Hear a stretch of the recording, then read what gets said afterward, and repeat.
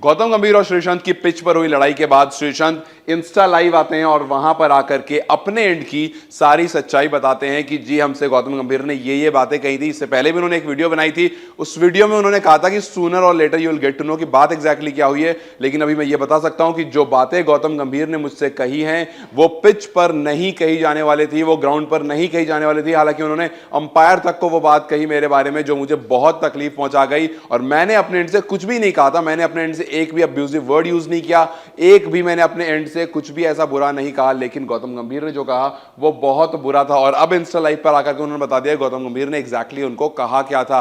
श्रीशांत के अकॉर्डिंग गौतम गंभीर ने उन्हें फिक्सर कहा था, और उन्होंने कहा था जो एफ एक कर्स वर्ड होता है ना, F, so F of you fixer, और इस तरह से बात हुई। फिक्सर आपको याद होगा एक स्कैंडल हुआ था जहां पर इन पर इल्जाम लगाया गया था कि ये मैच फिक्सिंग की वजह से उनको क्रिकेट से निकाल भी इस वजह से दिया गया, इंटरनेशनल क्रिकेट से।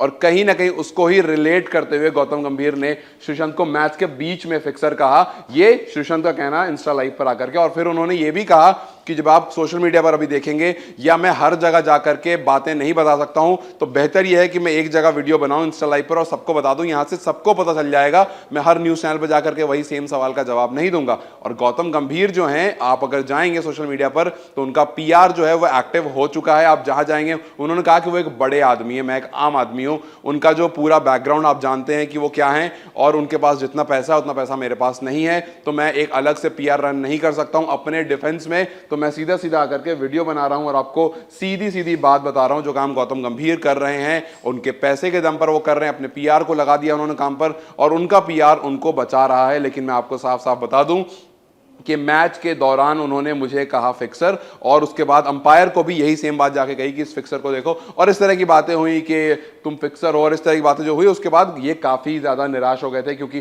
जाहिर सी बात है एक ऐसा हिस्ट्री जो इनके साथ लिंक्ड है जिसको ये आज भी एक्सेप्ट नहीं कर। उन्होंने कहा कि नहीं, मैंने कभी फिक्सिंग में इन्वॉल्व नहीं था, मुझे फंसाया गया है। और उसके बाद जब भी ये बात दोबारा से निकल कर आती है तो श्रीशांत ये बात हमेशा कहते हैं। याद कीजिए बिग बॉस में जब वो गए थे वहां पर ही बात हो रही थी, और वहां भी उन्होंने कहा था कि मैं इसमें इन्वॉल्व नहीं था, मुझे साफ साफ फंसाया गया था। अब खैर ये बात श्रीशांत का कहना है, लेकिन गौतम ने इस बारे में कुछ भी नहीं कहा है। सिर्फ एक ट्वीट किया है कि अपनी फोटो डाली है स्माइल करते हुए, और लिखा है कि smile when the world is all about attention. तो गौतम गंभीर के हिसाब से श्रीशांत जो बैक टू बैक वीडियोस बना रहे हैं, दूसरी वीडियो आई श्रीशांत की, ये सिर्फ अटेंशन ग्रैब करने के लिए बना रहे हैं, और ऐसा इसमें कुछ भी सच्चाई नहीं है।